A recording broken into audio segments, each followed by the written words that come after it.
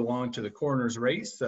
Shannon, I apologize there interrupting you, but it is time now for you to give your introduction. Thank you. My name is Shannon Stevens, and I'm running for coroner for Jackson County. I have been a county resident for 30 years.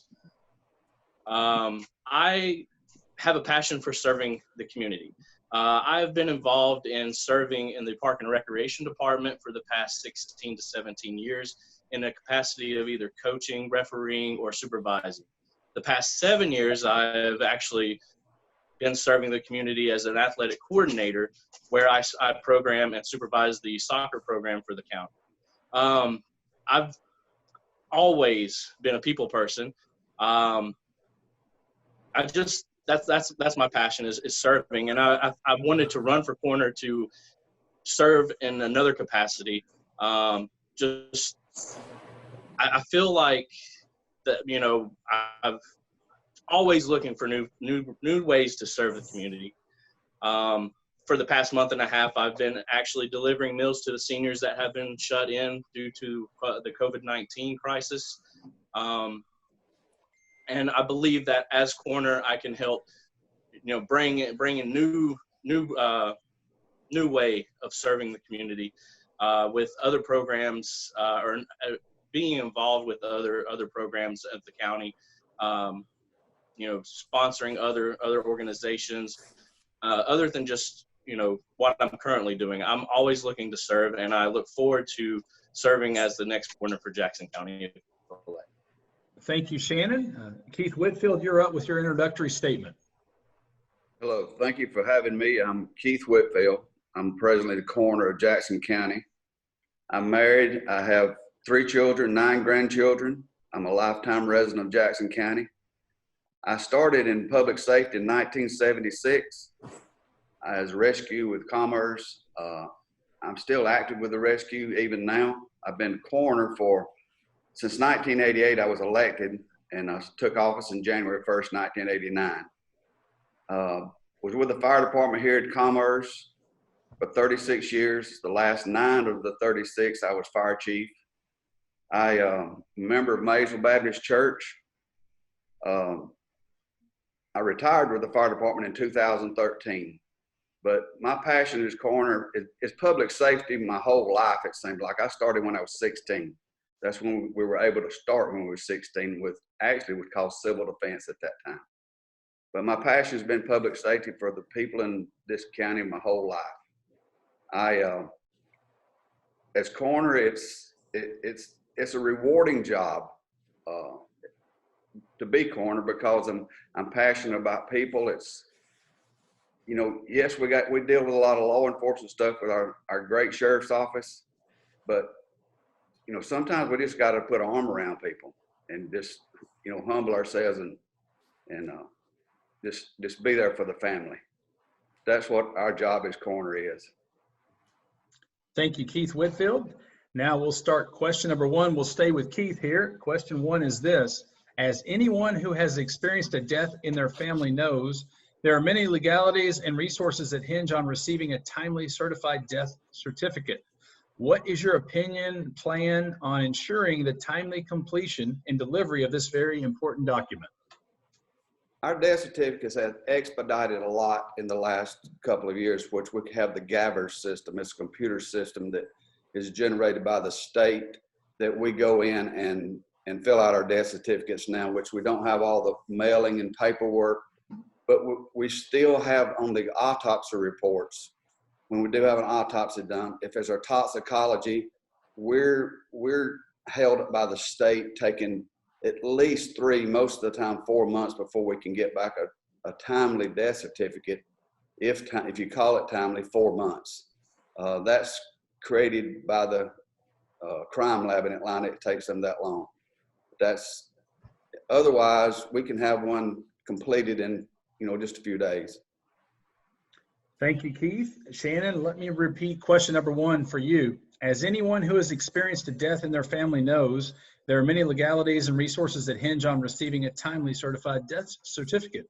What is your opinion or plan on ensuring the timely completion and delivery of this very important document? Well, as Keith stated, a lot of certain deaths you have to have the state involved, and you're going to be waiting on toxicology reports or autopsy reports. I think the main thing is if you do have cases like that, to make sure that you stay in contact with those families and keep them up to date as much as possible. Thank you very much, Shannon. We will stay with you for question number 2. Technology has led to many improvements in efficiencies in both government and business. What is your assessment of the overall efficiency of our coroner's office as it relates to technology? And what is your plan to ensure that this office stays ahead of this curve in the future? Tim, that's a very good question. I think our Keith has done a great job over the past 16 to 20 years that he's been coroner. I think that one thing I think that the coroner's office really does need is a better way of contact. I've searched on the county websites and really couldn't find any contact information for the coroner's office. From my understanding, pretty much the easiest way would be to contact the sheriff's department, and they could get you in contact with the coroner's office, unless you know any other way.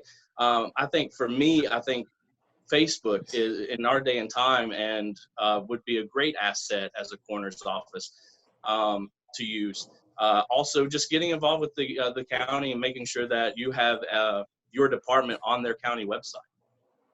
Thank you, Shannon. Keith, question number 2 to you. Technology has led to many improvements and efficiencies in both government and business. What is your assessment of the overall efficiency of our coroner's office as it relates to technology? And what is your plan to ensure that this office stays ahead of this curve in the future? Well, as far as the sheriff's office, yeah, you can contact me through the sheriff's office, but we have a website page that's got our phone number. That number actually rings to the dispatch, 911 dispatch, and it's listed 367-1455. That's listed on. But as far as Facebook, I'm not a type of person. I'm not gonna get on Facebook. I'm very considerate about people, the families, the deaths. So I just like to deal on a person-to-person basis with someone for confidentiality. Thank you, Keith. And we will, question number 3, we'll stay with you for question number 3. What is your assessment of the current budget for the coroner's office, and what would be your big ticket items that you feel would be needed to move the office in a positive direction? Well, it's hard to set a budget for the coroner's office per se, because we don't know how many deaths we're gonna have a year. The death rate is climbing in Jackson County. We do have a bad drug problem right now with Jackson County, which is climbing. There's really not any big ticket items that we need. The leadership in our county has been tremendous. They've helped me out. We put in our own morgue, which all counties are having to now. As you well know, our populations are growing, as too our death rates are growing. But the sheriff's office, the county leadership, the commissioners work well with me with anything I ask for that I really need. They've funded me for it. Thank you, Keith. To you, Shannon, what is your assessment of the current budget for the coroner's office, and what would be your big ticket items that you feel would be needed to move the office in a positive direction?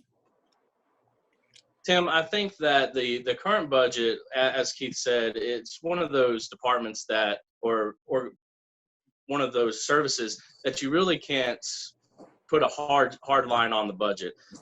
You really don't know how many deaths you're going to have. And it's not just the citizens of Jackson County. If anybody is passing through Jackson County that may, have an accident or anything and then pass away, those are circumstances that you really can't put, okay, well, we're going to budget for this much, or we're going to budget for that much. But there are certain items that you can put on a hard line on the budget. And I think those are the things that we need to really look at to make sure that we are meeting what we need to meet. If the death rates are rising, then maybe look at adding another deputy coroner to maybe reorganize the zones that they work. That way, in case, heaven forbid that there's 3 accidents or something, that you got people that you can move around, or 4 accidents. I do want to clear up one thing. When I was mentioning Facebook, I wasn't at all referring to putting anybody's personal stuff out. That was just a form of communicating, making sure that people can contact you. So I just wanted to clarify that. Thank you, Shannon. We will stay with you for your closing statement.